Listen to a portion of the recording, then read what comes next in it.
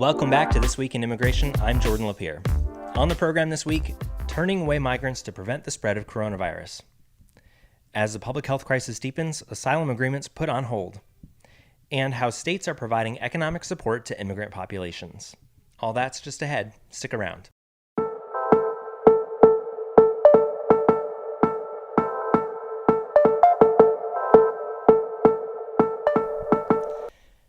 In here with me today, as always, are Theresa Cardinal Brown, Director of Immigration and Cross-Border Policy. She's on Twitter at BPC_T Brown. Hi, Theresa.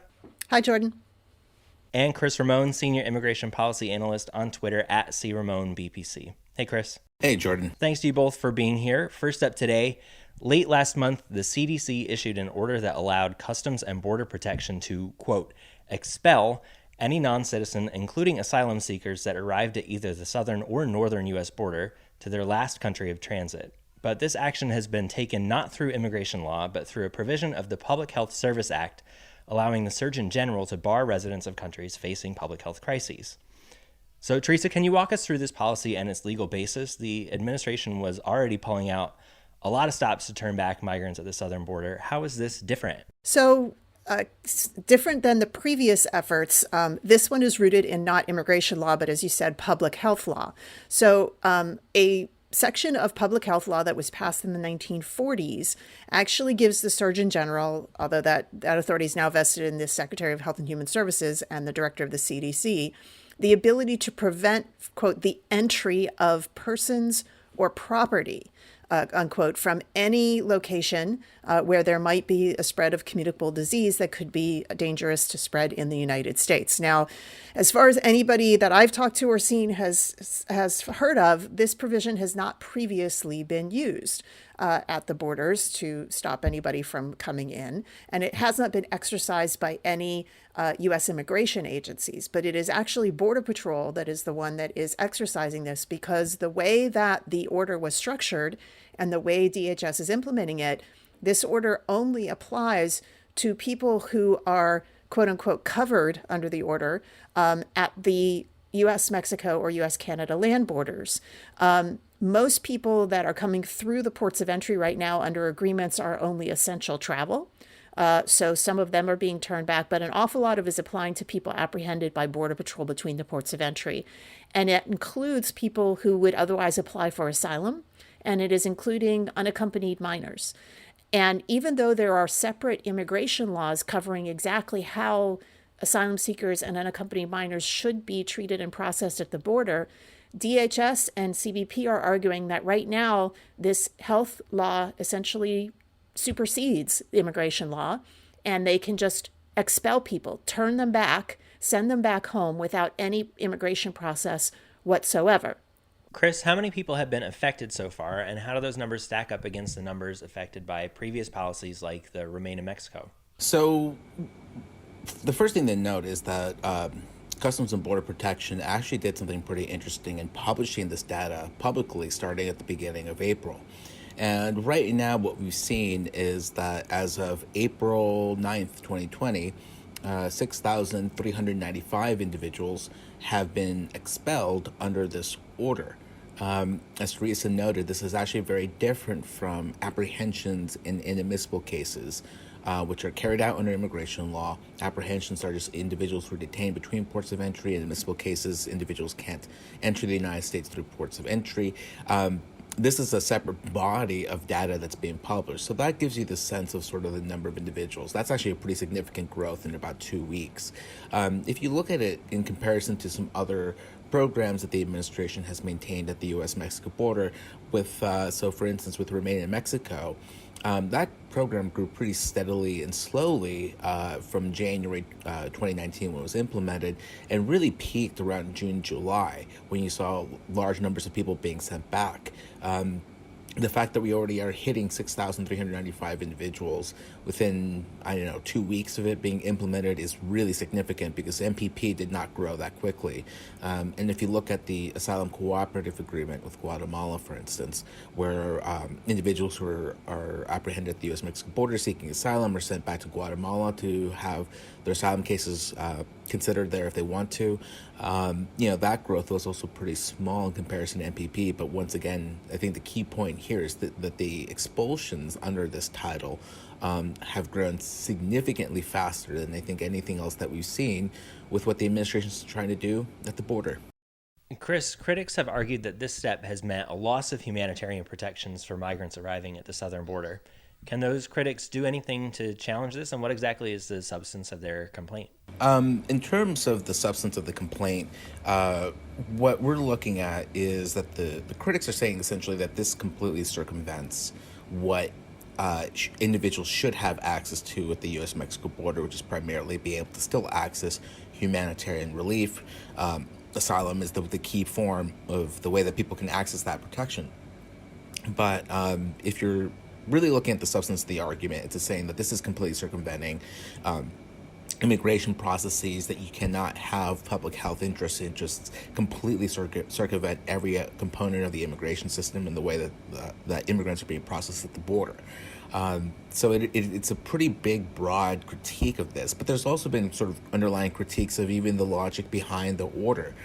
So, for instance, the fact that the United States is concerned about the entry of individuals who have COVID-19, for instance. We already have transmissions of COVID-19 within the United States, and while certainly travel restrictions can sort of slow the arrivals of more individuals with COVID-19, the fact that you're trying to make this argument that we're trying to protect the entry of a disease, the virus is already here. So even that underlying logic is problematic. Yeah, I would also just add that, as I mentioned, this is the first time that there's been an argument made by any administration that the health law essentially supersedes immigration law and can be used in lieu of immigration law. ProPublica published an article based on a leaked memo from CBP to its Border Patrol agents that stated explicitly that when they are expelling people under this order, they are acting under health law and not with any immigration authorities. So they are just basically ignoring that section of the law that they had previously been tasked with enforcing. Other legal scholars have looked at this and said that the healthcare law that this order has been issued under does order the prevention of entry. Until this order was issued and regulations promulgated with it, that section of law was primarily about when and how you quarantine arriving people and or request their return or goods. It had never been used to expel anyone, and they're questioning whether the authority to actually expel anyone and forcibly send them back exists in the healthcare law. Lucas Gutentag, who is a Stanford University law professor and a very well-known immigration scholar, actually argues that the only power to expel or send people out of the country falls under immigration law, so that they are inappropriately using the healthcare law. There have not been any lawsuits filed about this yet. Presumably, they have to find a plaintiff who would have standing in federal court. But I guarantee you that this is something that would be litigated if possible, because this is a novel case. It has not previously been used. The other thing is the grounds, as Cris said, on which they are making the argument. Not only are they saying that it's trying to prevent COVID from coming into the country, but they're saying that because of the way CBP processes people in group facilities at the border, they cannot process any other way that would protect CBP officials from potentially accessing or getting coronavirus. There's no requirement, and no one under these expulsions has been tested or screened to see if they actually have the virus or potentially present a threat. And CBP has not made any effort to change its immigration procedures in any way that could accommodate screening and medical vetting of personnel prior to their removal. So in one aspect, they're saying we haven't changed our processes to deal with this, and so therefore we're going to try to send people out.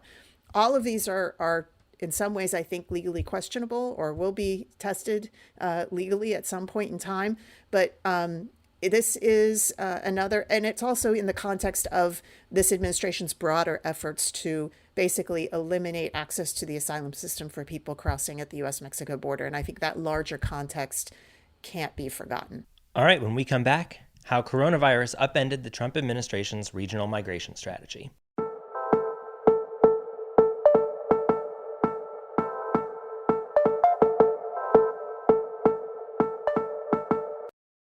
As the coronavirus crisis continues here, governments in Central America have begun to shift their relationships with the United States. El Salvador is declining to receive Salvadoran nationals being deported from the U.S. Guatemala has suspended its asylum cooperative agreement with the U.S. and imposed a week-long moratorium on deportation receptions. And it's also considering limiting deportations to 25 people per plane. The Trump administration has in turn threatened sanctions on any country that delays acceptance of their citizens. Although as of this recording, no sanctions have yet been placed. Cris, what immigration actions are Northern Triangle countries taking to mitigate the spread of the coronavirus? So, as you noted in the introduction, what we're seeing is a lot of governments in the Northern Triangle, particularly El Salvador and Guatemala, particularly starting to step up their willingness to receive the deportation of their nationals from the United States. What is worth noting, first of all, in context, is that these countries are actually significantly shutting down the arrival of individuals from other country as an extraordinary measure to sort of halt the spread of the virus in their own countries. And so these measures sort of fall along within that context of trying to mitigate the spread of the disease. In El Salvador's case, it was just a complete suspension of deportations to the country. And with Guatemala, it's been a little bit more spotty. They've suspended the asylum cooperative agreement, which we talked about in the last segment, which is individuals who are seeking asylum can be sent back to Guatemala to have their asylum cases heard there. That agreement's now been suspended, and that's pretty significant because the Trump administration has been leaning on it as a way of deterring the arrival of asylum seekers arriving at the U.S.-Mexico border. With the suspension of the deportations of Guatemalan nationals to the country in mid-March initially announced a complete suspension of these deportations, of the reception of these deportations. But 2 days later, the country overturned that. They issued a moratorium, I believe during Holy Week, sort of trying to tie in a little bit with Catholicism there, but they issued a moratorium there, and now are trying to seek limited numbers of Guatemalan nationals being deported to the country. The question, of course, is whether or not they're going to try to take additional extraordinary measures, particularly suspending these deportation flights from the United States to the country. So this is pretty significant. I mean, I did a little bit of research, and it didn't strike me that El Salvador and Guatemala necessarily suspended deportations during their respective civil wars. And obviously those were incredibly catastrophic events for their countries. But this is really an instance where you're seeing these countries definitely step up and trying to at least assert their willingness to uphold their commitment to protecting the public health of their own fellows and their own citizens. So I think that's really where these countries are on this issue. Theresa, walk me through this memo the Trump administration issued threatening sanctions and its legal foundations. This obviously isn't the first time the administration has sought to compel another country to comply with U.S. immigration enforcement. But is there anything different about this threat? Well, I would say it's a continuation of things that have happened before. Way back in 2017, President Trump signed an executive order with a lot of different enforcement actions, including for those in the interior. And one of the provisions in there was to consider and use to maximum extent possible authorities relating to sanctioning countries that will not take back their citizens who are being deported from the United States. The section of law that this relates to is actually Section 243D of the Immigration and Nationality Act. It was added in 1996, and it specifically states that the State Department, the Attorney General, in this case, the Secretary of Homeland Security, can ask the State Department or order its consular officers to deny visas to a government of a foreign country that denies or unreasonably delays accepting an alien who is a citizen, subject, national, or resident of that country, quote unquote. So this authority has existed for quite a long time. It's been used sporadically, mainly as a threat.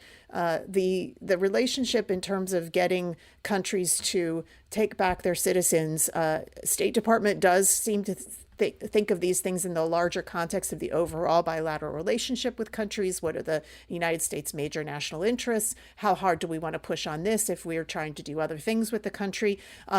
DHS and ICE in particular have, specific interests in immigration enforcement, and so they try to push this. But that's been a tension, I think, between State Department and DHS for quite a long time. Here's the president very clearly saying, whatever other objections you have, this is now a priority with these countries, and in particular with Guatemala.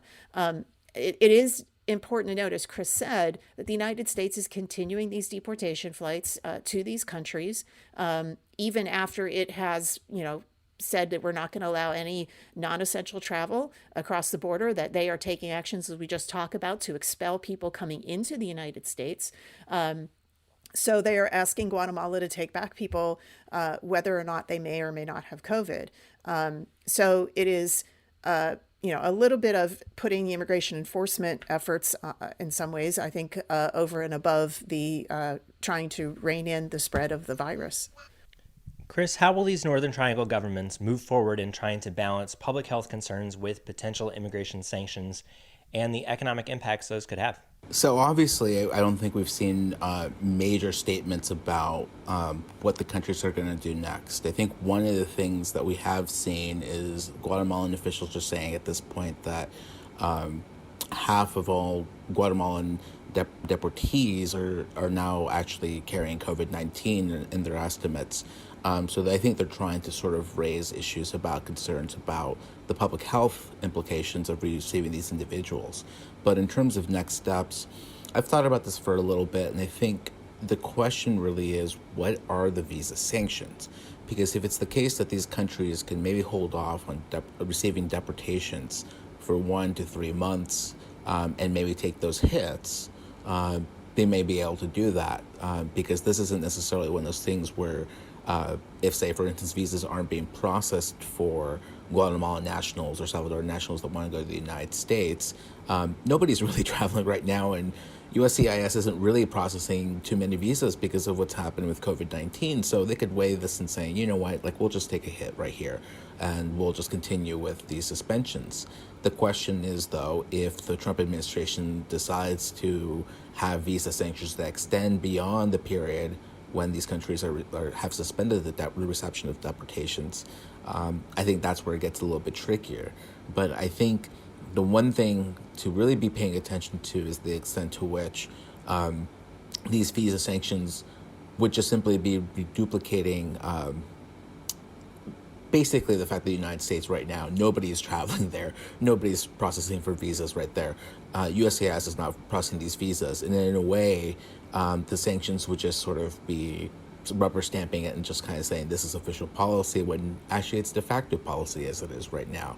So I think that those are sort of things that are being considered right now. But the open question is whether the administration will actually release or announce new policies, such as, once again, withdrawing development aid like they did for these countries last year, or issuing economic sanctions like they threatened with Mexico with last year as well, if they didn't step up their cooperation with the United States on immigration enforcement. So I think right now there's a lot of open questions that the administration will do a lot more on this issue if these countries continue to suspend the reception of deportations. But that's, like I said, an open question to think about. Okay, after the break, how states are supporting immigrants.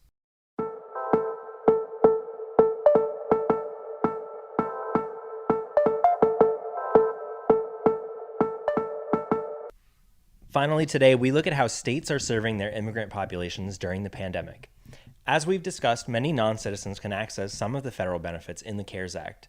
In response, states like California and cities like Chicago are looking at creating funds to provide immigrants with economic support to better weather the crisis.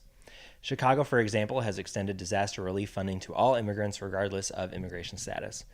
But some questions remain about whether accepting these supports could make immigrants ineligible for green cards under the new public charge rule.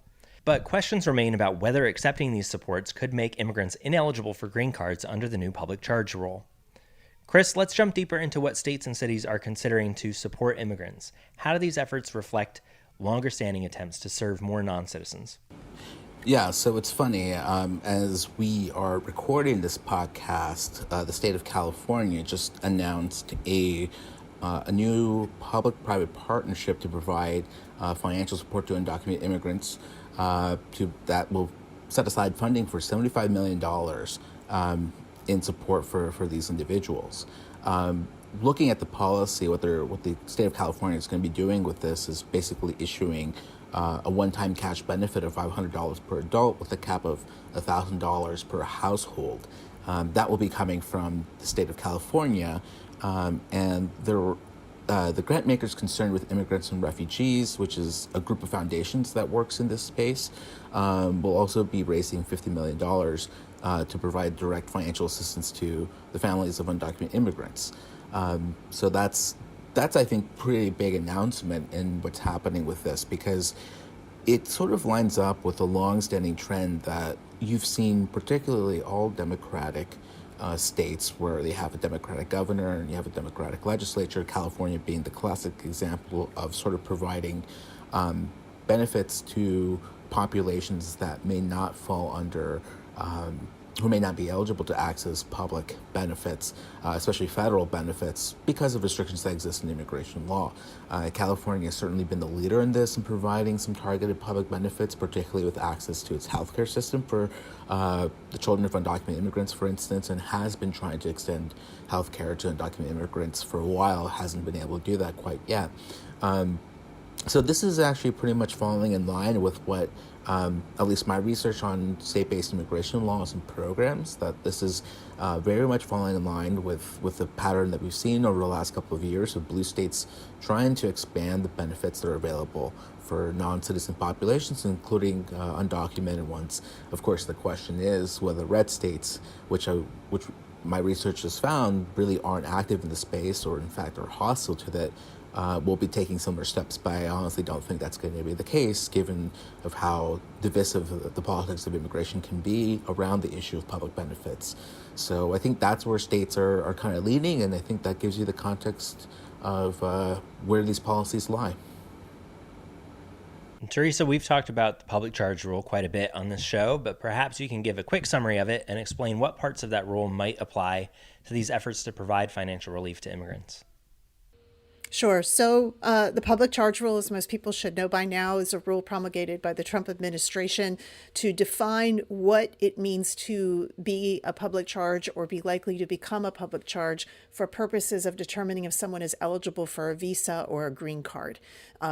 And the rule that had been in process for several years was finally finalized this year, is in effect right now, in spite of several court cases going on, but it is in effect. And a lot of the concern heretofore has been about the impact of this public charge rule on whether or not immigrants actually are applying for and receiving benefits to which they are eligible, because of fears that it may impact their ability to get a future visa or a green card. In particular, right now, there's been a lot said about whether or not immigrants might not get the health care they might need to protect themselves from COVID or to address issues related to COVID because of public charge fears. The public charge rule does state that certain types of state assistance can be considered when making that public charge determination. In particular, it talks about any federal, state, local, or tribal cash benefit payments for income maintenance. So whether or not these new state efforts would or would not run afoul of public charge will depend an awful lot on how they are structured. If they are structured as income maintenance, cash assistance, that might render any immigrant who accepts it subject to some future public charge determination. If it's seen, however, as disaster relief, that is one of the exceptions to the public charge rule. Disaster relief funds are not considered. So states that are looking at this may want to consider how these efforts to help immigrants in the short term might affect their eligibility for future benefits, immigration benefits, in the long term as they're considering how they might structure this. The other thing, just to reemphasize, as Cris said, all of this has to come from state funds. And federal funds are not eligible. We've mentioned this last time. The CARES Act specifically excluded most immigrants who did not have a Social Security number. Some immigrants, even temporary non-immigrants who have a Social Security number and are working, are eligible for the refunds and are getting them. So it's not all immigrants. And the federal receipts are considered a tax refund, an advanced tax refund. And so it's not considered cash benefits and would not be considered for the public charge rule. Theresa, are there other ways that states can circumvent some of these issues? And has the administration said anything to states to give them latitude to do so through, declaring this disaster relief funding or anything like that? The federal government has not given any guidance to states. Most of the states and localities that are doing this are looking to do this on their own initiative. The California initiative appears to be both a public-private partnership, so it may be deemed as a charitable fund that some state funding is going into, but if it's administered by some private organization, that may or may not count. Again, I think a lot of it's going to depend on the way these things are structured. Certainly, any individual, immigrant or not, who receives charitable funding from a non-governmental source would not be considered receiving a public charge benefit. It's only governmental sources that count toward this. All right, that's a good place to leave it for today. Theresa, Cris, thanks for joining me. And thanks to you for listening. Before we go, a quick reminder to subscribe, rate, and review this podcast on Apple Podcasts, Google Play, Stitcher, Spotify, or your favorite podcast platform. You can also find more information on all the issues we discuss here on the show at bipartisanpolicy.org/immigration. This Week in Immigration was created by Theresa Cardinal Brown and myself. The executive producer of This Week in Immigration is Theresa Cardinal Brown. This week's episode was written by Cris, Ramón, and myself. Our producers are Cris, Ramón, and Yafat Tawahara, and our editor is Yafat Tawahara. The executive producer of BPC Podcasts is Ashley Swearingen. I'm Jordan LaPier. Join us again next time on This Week in Immigration.